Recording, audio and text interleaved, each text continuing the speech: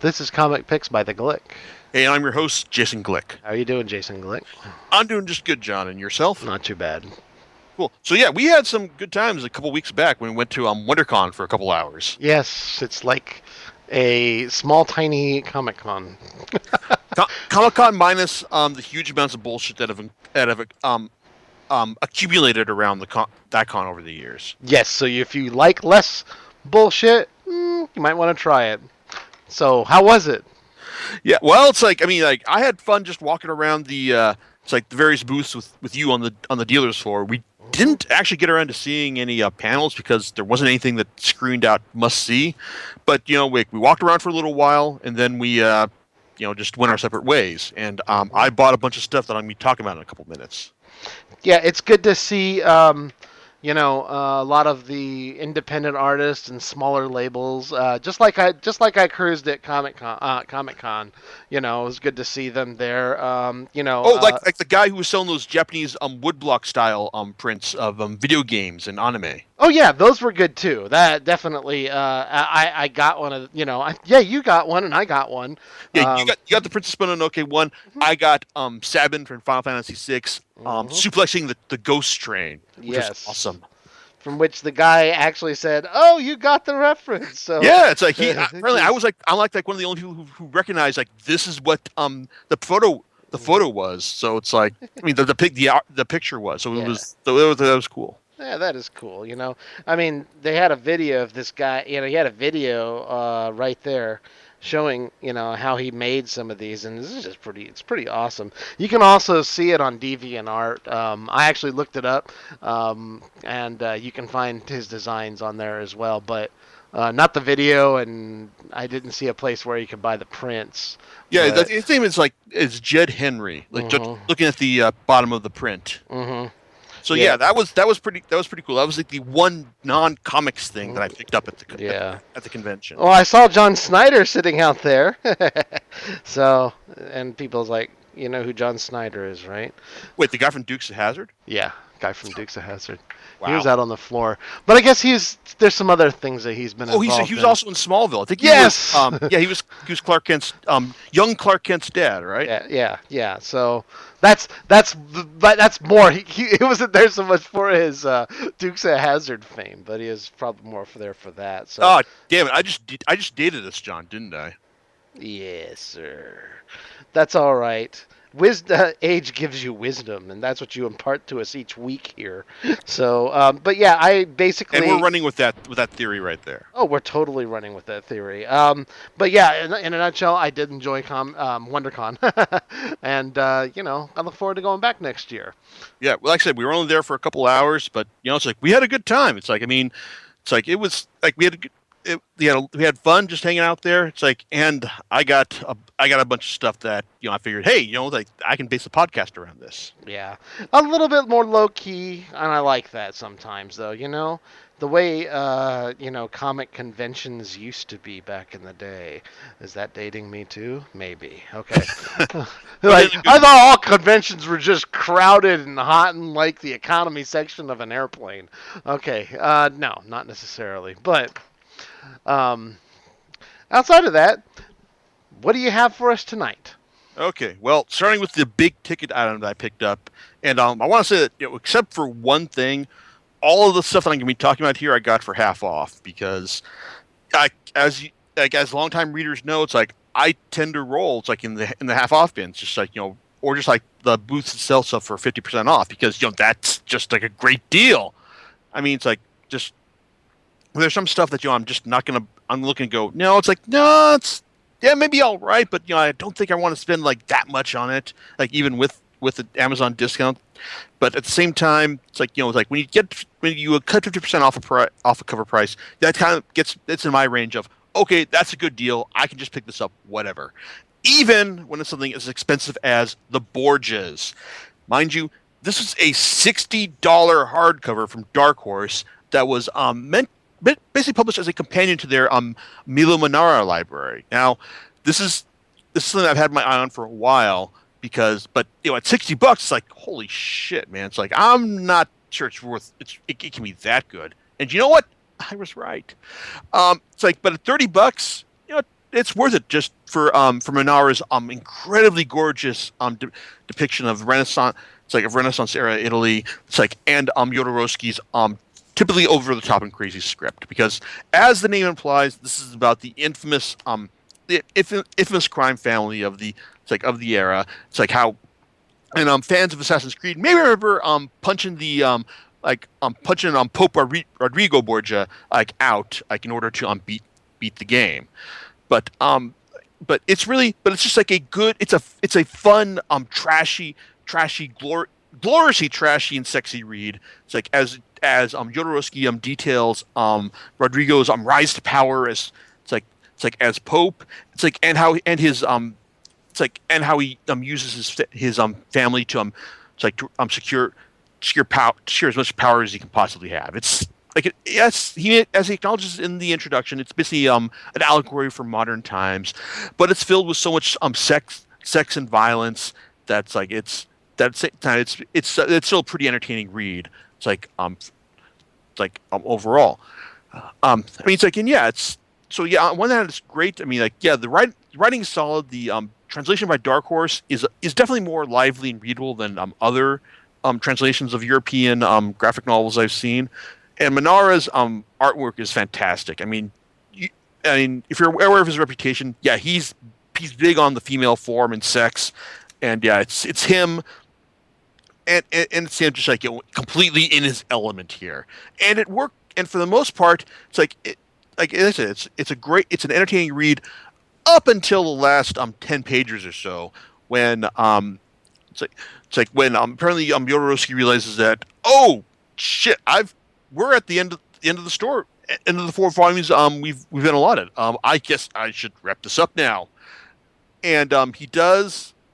And it's like well it's just kind of disappointing in the sense that you've been like along for the ride with this family for and seeing there how they've just been completely like trotted over all sorts of decency and good taste for the most of the volume, and then in the very end you just see them just suck it.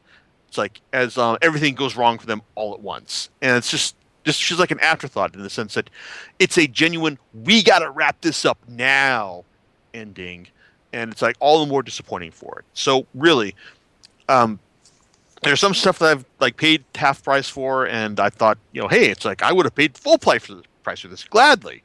The Borgias, $30 or half price for this is just about right for what it has to offer.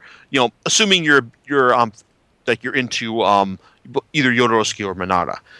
Now, also like going from the hideously overpriced is would you pay $20 for a comic book about what Invincible main character Mark Grayson reads in comics?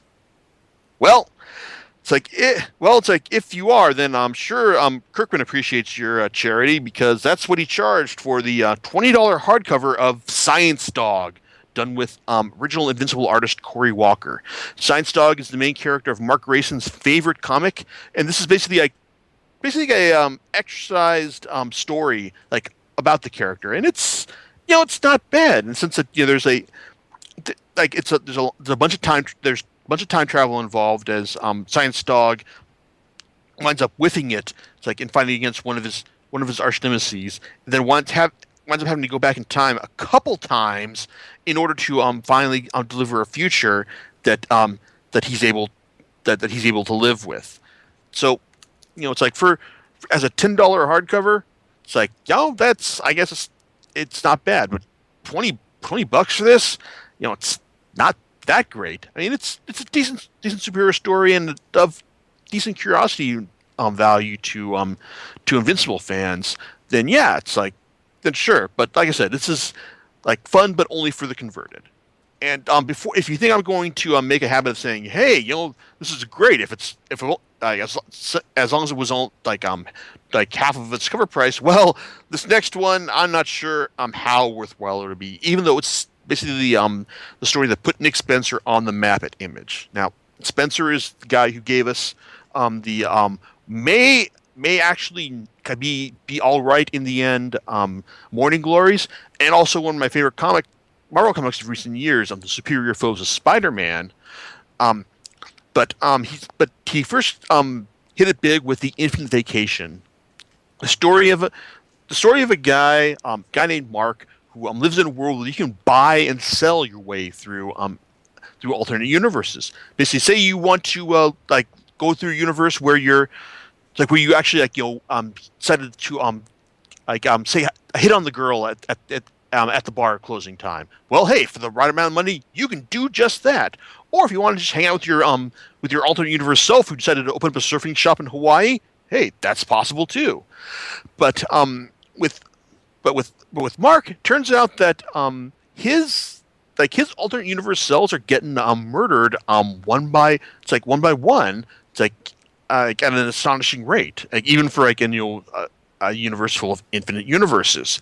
So it's a matter of him having to find out just why he's being targeted for this, and also what does this one girl have to do? The one girl that he spotted one day have to do with all this. Now, it's a fascinating concept, though I kind of wish that Spencer had dug a bit more into it. And since if you once you buy a universe, what happens to the guy already living there? I mean, does he just go, hey, you know what?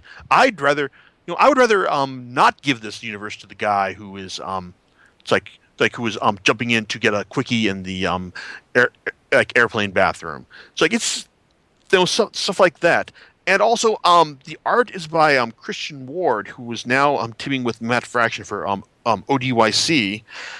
And I've never been big into his watercolor expressionistic stuff, and it just doesn't grab me here.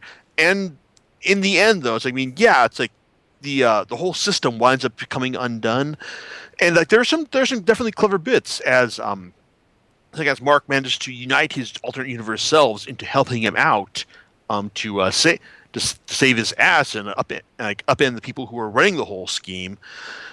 But it's one of those in the end hey, this fantastic idea is just basically thrown to the side because hey, I do it just I'm going to do it just because of this woman I love, that kind of thing. It's a trope, and it just feels just like a real cop out in the sense that hey, it's this has worked a lot for all these other stories, and it's going to work here. But no, it just feels like Spencer was just kind of phoning it in at the end, and he's going to do much better stuff. So I'm glad that I started with stuff like Morning Glories and Superior Foes of Spider-Man, rather than this, which still exists as a $25 hardcover, and it's definitely not worth it, either at cover price or in its or for $12.50.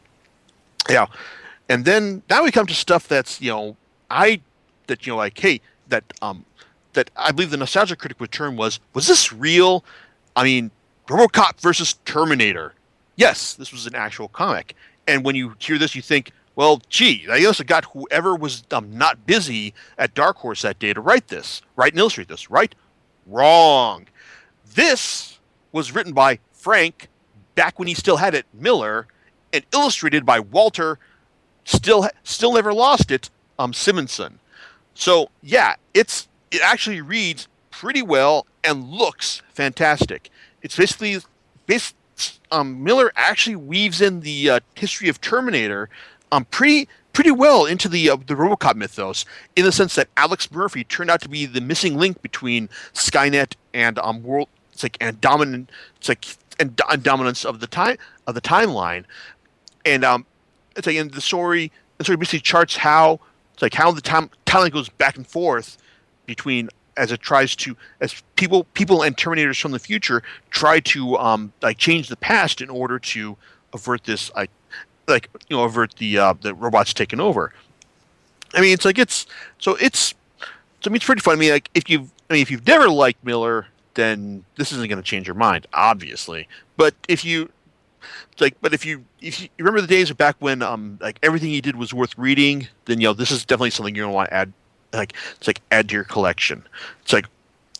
Especially with Simonson's art, which really does a great job just nailing the high tech grit of it's like of RoboCop. It's like and some of the more it's like like esoteric cyberspace like journeys of Alex Murphy. It's like it's yeah it's I definitely say this is probably something that hails from the land of far better than it has a right to be, even if like you do kind of have to allow for the looseness that Miller plays with how time travel works. Because like, hey, basically, his theory, his way he thinks it works is that if you've changed it, if you change time, you've got a couple minutes in order to escape your timeline and change it back. And that's not how it works. Sorry, Frank, but no. But if you can get past that, then yeah, it's good fun. Yeah. Now moving over to the softcover stuff. Um, One of the things I picked up was the first volume of Archer and Armstrong, which is basically the reboot of it's like Valiant's one of Valiant's old titles in the '90s. Now, I picked up like the Exo Man of War reboot the first volume of that last year, and I was left unimpressed.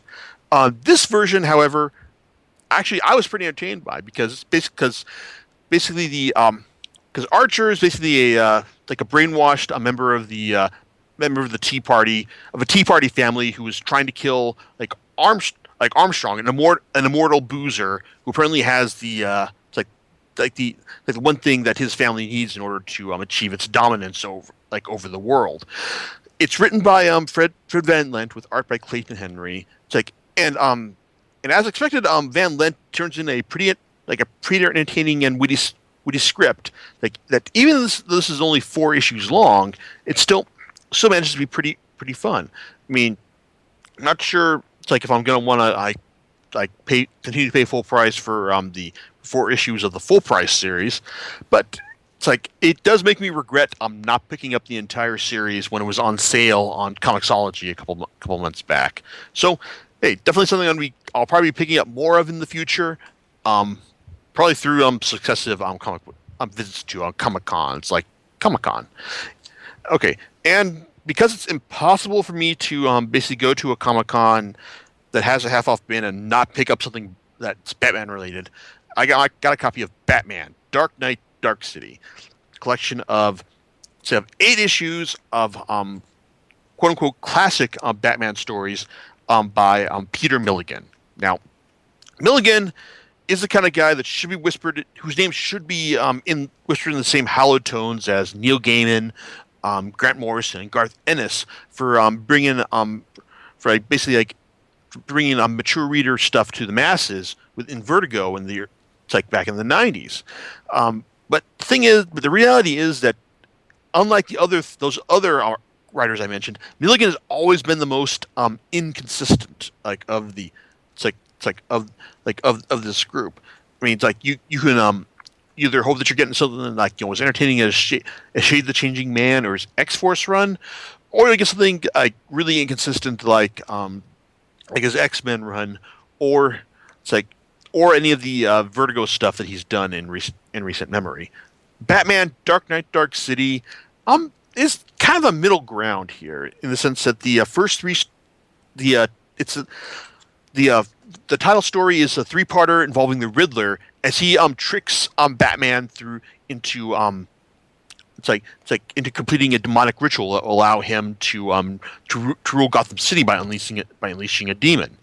Now it's worth noting that the stuff established here, especially the history of people in Gotham summoning back in the 1800s, summoning a demon, participating in a demonic ritual, is actually touched upon by Grant Morrison in his Batman run, because everything was true there. But even if you're thinking that this is way too crazy even for the Riddler, it's still kind of fun in the sense that once Riddler reveals that all the crazy stuff he's had Batman do was actually part of the of this ritual, like whether it's performing an emergency tracheotomy on a baby or jumping in front of a goat. No, it's actually part of the plan. It's like it's silly. It's just goofy enough to be entertaining. So that's the first arc, though. The rest of the stories probably would have read a lot better. It's like had I grabbed them back when they came out, I would have been it's like more interested in seeing Batman like facing hungry grass from Ireland that caused hallucinations, or facing a like a Jewish golem with tie someone by a man with ties to the Holocaust, and fighting some white supremacists. It's like, and also it's like a story in the end with like Bruce Wayne being confused by like whether or not Batman is. It's like, why is he here when Batman is out in the city fighting crime?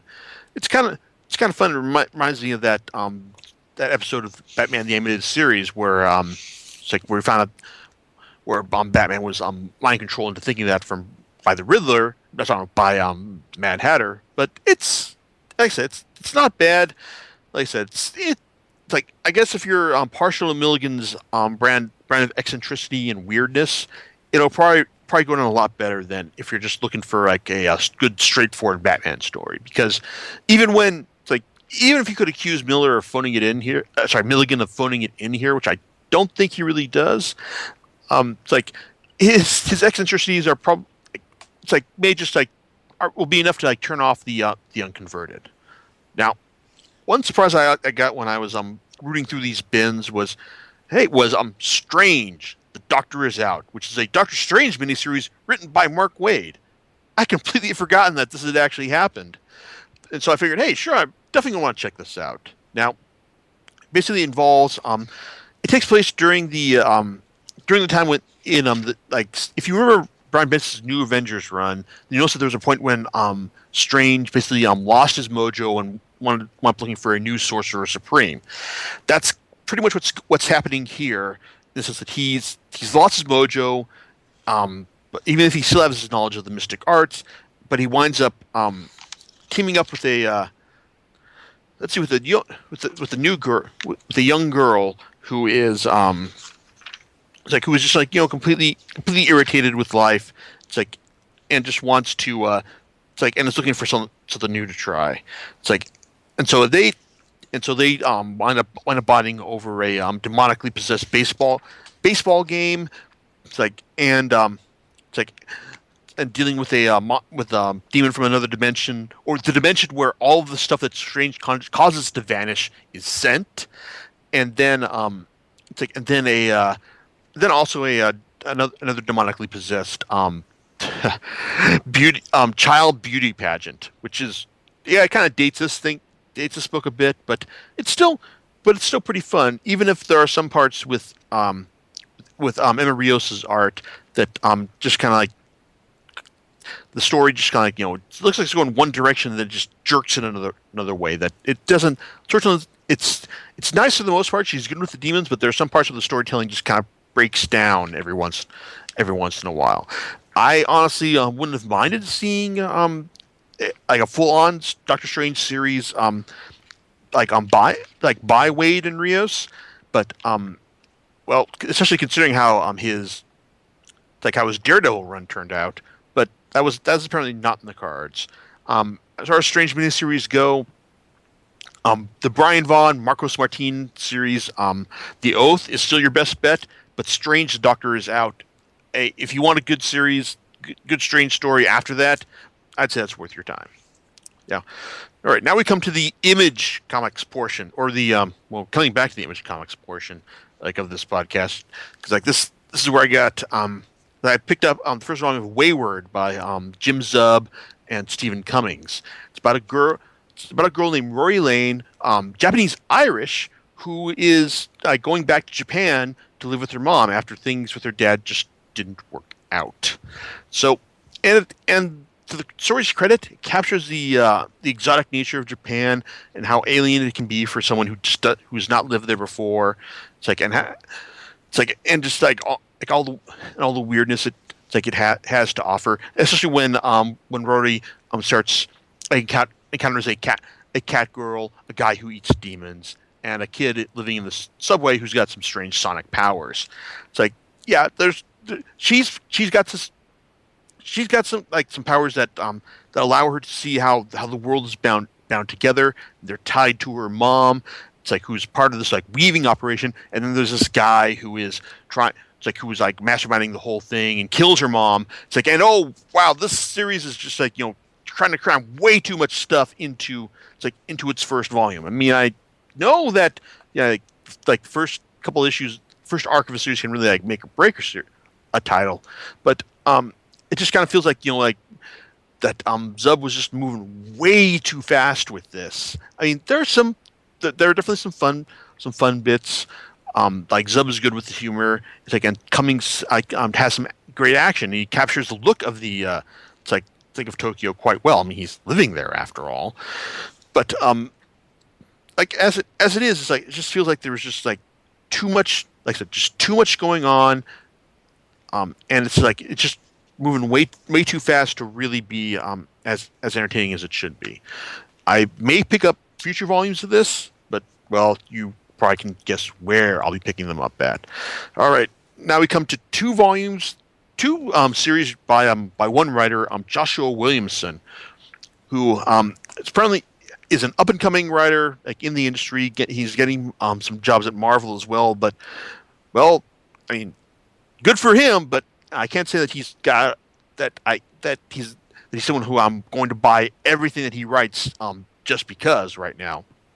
Um, the series I like more of the two that I got, Birthright, has the clever idea of basically showing like a kid who is spirited away to a fantasy realm, and it's like, hey, it's a plot to an 80s film. Great, like good job right there. But then it shows you what happens when he comes back to the world he left, aged decades, and now as some sort of Conan type character who is trying to save his world from future destruction by the people by the evil beings who took over his world. Well, that's only half the story because it turns out that there's something he's not telling his family, who eventually recognizes that this is the son we left, that son that disappeared from us years ago, and while the like that end of first issue reveal is quite interesting. It's like I can't say that it's like I'm really like completely like hooked by this series so far. It's like I mean it's like it tells a parallel story, basically showing how our main guy was basically how he grew up to be like the hero in this fantasy world, and then how he's basically like advancing his own agenda in the modern day. So it's not bad, and the art by Andre Bresson is pretty sweet too. Like he's great with the action. He's got a great handle on the fantasy stuff. So it's pretty good overall. And I will admit the first volume it's like ends on a pretty interesting cliffhanger.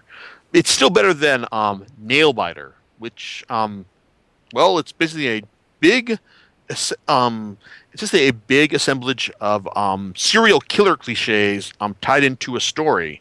And hey, John, okay, John's busy. Yes. Yes, hey, John. I forgot how much. We're not supposed to talk about exactly where we are, right? Right. Okay. Well, because the one thing I liked about Nailbiter is that it actually takes place where we are. Cool. Well, okay. The first part of the story does. I mean, the main killer is apprehended pretty much around the area where John and I live, and then our main character, black Navy interrogator who killed a guy during an interrogation once, winds up tracking him back, winds up working, following his partner's semi crazy ramblings about how this one Oregon city has just given birth to like some 27 serial killers, which on one hand that's a okay that is a hook for a story, but at the same time it's a ridiculous hook for a story because 27 serial killers, for fuck's sake, man, someone would have noticed this and said something about it like long before that these guys did. I mean, it's like and then you get to the like their backgrounds, and you get like the guy, like the book burner, the guy who set a library on fire to kill a bunch of people, and like, jeez, it's like I don't know. I'm having trouble remembering a lot of these guys, but trust me, they were just really ridiculous. And like the main character, like the title character, the nail biter, well, he's just big old like one big old like serial killer cliche wrapped into one. Like he's white, he's charming, he's kind of creepy, and it turns out that he was able to get off for reasons that get be acquitted of his crime for reasons that are completely unexplained. I mean, yeah, they catch him chewing on some dead guy's fingernails, and yet he's still able to be acquitted of all of his crimes. I mean, it's ridiculous. And even though I hear that Brian Bendis shows up in the volume after this as a character in the story, I don't know why he's lending his name to this because it's schlock and it's cheeseball schlock so far that I'm kind of surprised is nearing its 25th issue so far. So there you go. Now to wrap things up, the one thing I actually did pay full price for was the one manga I picked up at the con, and that would be Volume 3 of the Heroic Legend of Arslan, which is coming to us from Fullmetal Alchemist creator Hiromu Arakawa. And this continues the story of Arslan. It's like as he works with the people who support him, and it's like in order to get retake his kingdom and find out just why his why his kingdom of Ectobania was attacked. Now, on one hand, this does offer up some good action. Shows you that his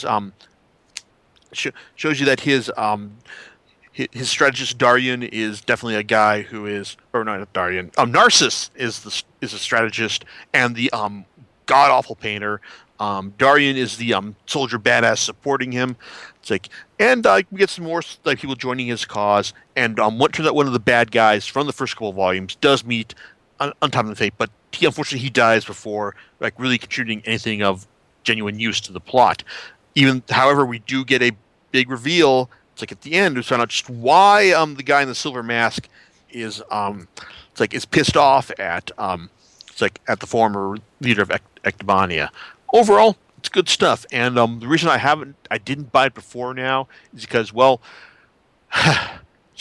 it's published quite slowly, and so if I go out and buy volume 4 now, well, that means I'm just going to be stuck waiting until the next volume. So good. So overall, good stuff. And that isn't everything that I bought at the con, but well, this is basically why I keep buying stuff at conventions. You get lots of good stuff. Yeah, some crap as well, but hey, at least it's crap I didn't pay all that much for. So you didn't lose much in the end. It's like, and probably we won't be getting one of these again for Comic-Con, but hey, maybe another one like this next time we go to WonderCon. Okay, John, any thoughts on your end? So you're recommending the RoboCop versus or the RoboCop and Terminator comic that you picked up? Yes, I mean it's like I'm not sure if I can. I mean, like it. If you like Simonson and Miller, then yeah, go ahead and pick it up in hardcover. Otherwise, look for a good discount like I did. I mean, it's like I said, you wouldn't expect something like that to be as entertaining as it. I wasn't expecting something like that to be as entertaining as it was, but it turned out to be paternally like it does kind of hail from the land of far better than it has a right to be. Yeah, because you read the title and you're like, this sounds kind of cheesy. Yeah, it's like you hear that go, really? Yeah, really? Yeah, exactly. But you're saying that they did a good job of making the story connect. So yeah, as Dark Horse, as Dark Horse does, it's like Dark Horse basically elevated the art of producing tie-in media tie-in comics, and this definitely bears their mark, even though it's co-published with Boom Comics now because Boom has the right to a RoboCop, as I understand it. Gotcha. Co-published though, so cool. So what do you have for us next time? Next time is going to be all about Tsutomu Nihei's Knights of Sidonia because as I'm recording this, volume 15 just arrived, and so I'm looking forward to seeing how it all wraps up. All right, sounds great. We'll talk to you next time on Comic Picks by the Click. All right, laters. All right, bye.